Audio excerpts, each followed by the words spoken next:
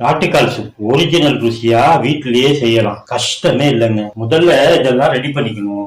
மசாலா பொருள் அதிகமா தேவையே இல்லை.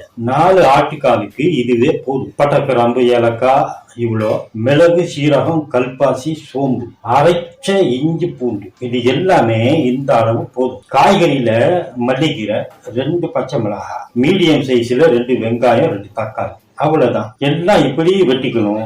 ஆட்டுக்காலை நல்லா சுத்தம் பண்ணி நல்லா கழுவிட்டு ஒவ்வொன்றும் 3 பீஸா இப்படி வெட்டிக்கணும். சின்ன ஜார்ல பட்டை, கிராம்பு, ஏலக்காய் போட்டு இந்த மிளகு, சீரகம் போட்டு பரபரன்னு அரைச்சிக்கணும். சோம்பு முழுசா தான் இருக்கணும். கேஸ் அடுப்புல செய்யறதுனால குக்கர் தான் இதுக்கு பெஸ்ட். அடுப்புல குக்கர் வச்சு 3 டீஸ்பூன் எண்ணெய், இவ்வளவு போதும். ஆட்டுக்கால் வேக வேக எண்ணெய் தன்மை அதிகமா அதிலேயே இருக்கும். அதனால 3 டீஸ்பூன் எண்ணெய் போதும். எண்ணெய் நல்லா சூடா காஞ்சதும் சிம்மில் வச்சுட்டு அரைச்ச இஞ்சி, பூண்டு, முழு சோம்பு, கல்பாசி, சின்ன ஜார்ல பரபரன்னு அரைச்சது எல்லாம் சேர்த்து போட்டு லைட்டா தாளிச்சுக்கணும். அப்புறம் வெட்டி வச்ச இதெல்லாம் போட்டு ஆட்டுக்காலையும் போட்டு 2 லிட்டர் தண்ணி ஊற்றி கிளறி குக்கரை மூடிடும். 10 இல்லைன்னா 12 விசில் வர வேக வைக்கணும்.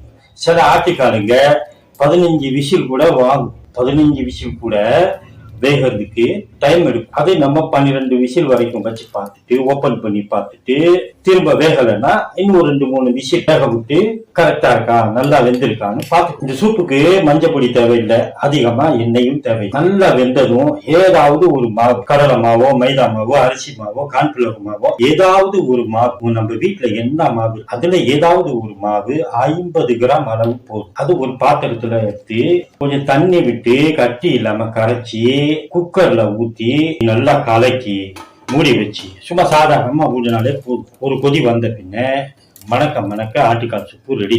மணக்க மணக்க ஆட்டுக்கால் சூப்பு ரெடி.